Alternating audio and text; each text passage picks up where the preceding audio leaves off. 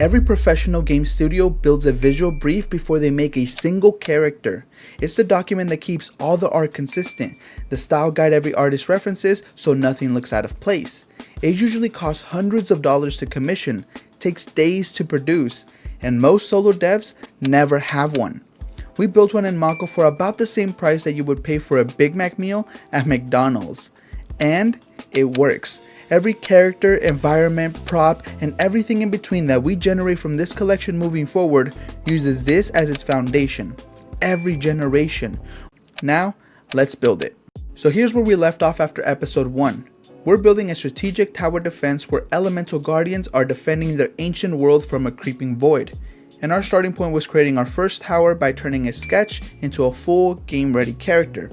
That's Flamey. But one character isn't enough context for Makko to understand our game's world, so before we generate anything else, we build the world itself. The first 3 images will show the world being healthy, the world starting to be consumed by the void, then a split environment showing both states side by side.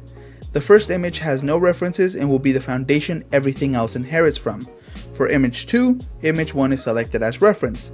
Anytime we need to use a reference image from here on out, here is the base idea. 1. We only select the right references for the right job. Don't select references we don't need for the job at hand. And 2. The prompt structure will be telling Makko what to inherit from the references and what to create from that foundation. For image 3, both previous images are selected since we need to make a split environment showing both world states at the same time. 3 images in and our world is starting to have a visual language. Now we need to tell Makko what each element looks like when it's expressing itself. 6 elements, 6 different color identities. Makko needs to know what each one looks like so they never bleed into each other. One image, all 6 elements radiating from a central point. Images 1, 2, and 3 are selected for world context and art style. The first result needed 2 fixes: to remove the geometric shape at the center that didn't belong, and changing lightning's current purple color.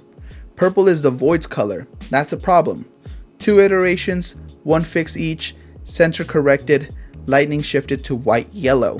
When you stack multiple changes in a single iteration, Makko makes both changes at once, but it may reinterpret other parts of the image it wasn't supposed to touch.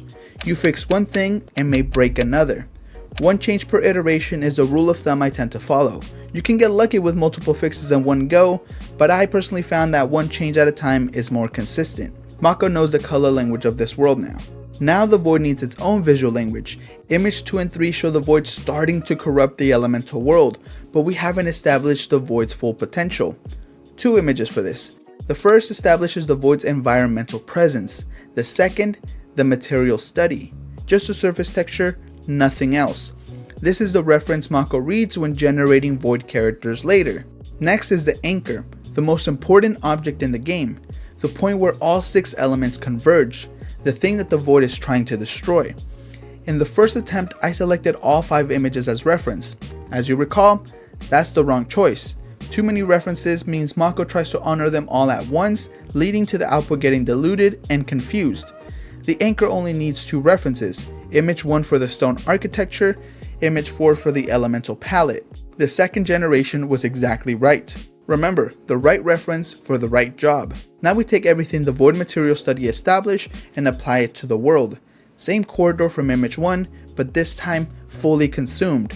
That is what the game looks like when the player is losing. 2 references, image 1 for the architecture, the void material close-up for the surface texture. First result needed 1 iteration, it just wasn't aggressive enough. Push the darkness further, increase the void light intensity. That contrast, image 1 and this image, is the entire visual story of this game in 2 frames. Everything we've built in this session has been leading to this moment. The world has a visual language. The void has a material language. Flamey established the art style and character scale in episode 1. Now we generate the first enemy. 2 references, the void environment image for the material language and color, Flamey for the art style, level of detail, and character scale. That's it. Nothing else. 3 results, all working, all feeling like they belong in the same world as Flamey. Not by chance, but by design. For our first enemy, I chose the second result. It's the one that looks like it comes in packs of 20, which is exactly what we need from a horde creep. That is Dread. Look at what this collection contains now. world atmosphere in 2 states, a complete elemental color palette, a void faction material study, the anchor, a void environment, a game-ready enemy character, 8 concept images, and a character sprite, all in one session.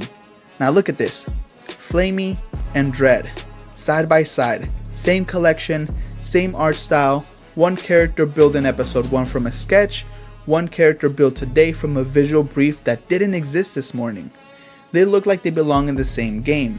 Not because we got lucky, not because we wrote the perfect prompt, because everything Makko needed to make that happen was already saved in this collection before we generated a single character today. Makko AI is free to try. Go to Makko.ai and start your first collection. The link is in the description. And if this changed how you think about setting up your game's art, subscribe. We make these for solo devs and indie creators who are building real games without a full budget and without a full team. We'll see you in episode 3.